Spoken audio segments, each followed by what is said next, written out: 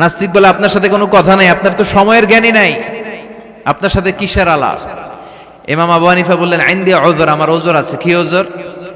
তিনি বললেন আমি যখন ঘর থেকে বেরোই আমার বাড়ির সামনে বিশাল এক নদী পড়ে যায়, আর এই নদী পেরোতে আমার নৌকা ব্যবহার করতে হয়। আজকে এসে দেখি নৌকাও নাই, মাঝিও নাই, কিচ্ছু নাই, কিভাবে পার হবো? হঠাৎ দেখলাম নদীর পাশে বিশাল বড় গাছ, গাছটা হঠাৎ এমনি এমনি দুই টুকরা হয়ে গেল, গাছ থেকে বিশাল কাঠের তক্তা বের হয়ে গেল, তক্তাগুলো অটোমেটিক্যালি জোড়া লেগে নৌকা হয়ে গেল।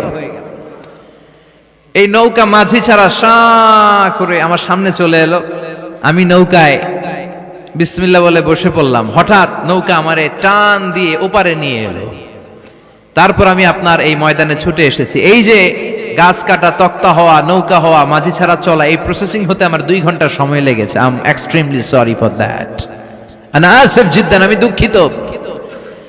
নাস্তিক নেতা বলে তোকে ইমাম গাঞ্জা খাইছে। কি খাইছে?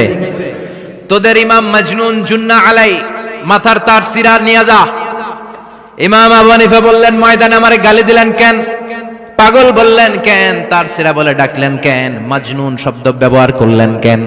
মার্জিত ভাষা ব্যবহার করতে শিখেন। নাস্তিক বলে কেমন কথা আপনি বলেন? শিক্ষিত মানুষ, দার্শনিক মানুষ, জ্ঞানী মানুষ, ইমাম মানুষ, কোন মানুষ ছাড়া, করাত ছাড়া বিশাল বড় বড় গাছ কাটা যায় নাকি?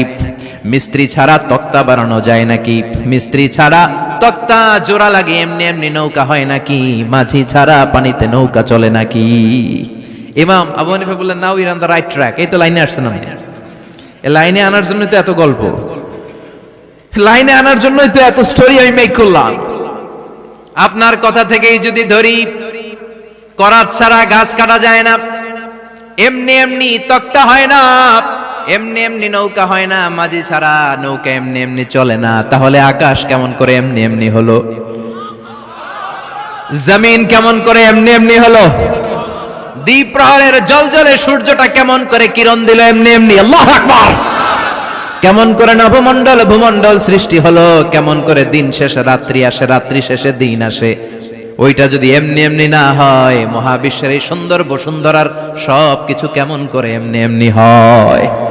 নাস্তিক কয় হায় হায়, আসলেই তো আমি একটা উল্লুক্কা পাঠা, আসলেই তো আমি হাদারাম, এইভাবে তো ভেবে দেখি নাই। আসলে তো এগুলো এমনি এমনি হয় না। Someone is controlling everything in the world. একজন মহা শক্তিধর মহা এমডি আছে, এমডি ম্যানেজিং ডাইরেক্টর, মহা ব্যবস্থাপক, সব ব্যবস্থাপকদের বড় ব্যবস্থাপক। চিৎকার করে বলেন তিনি কে?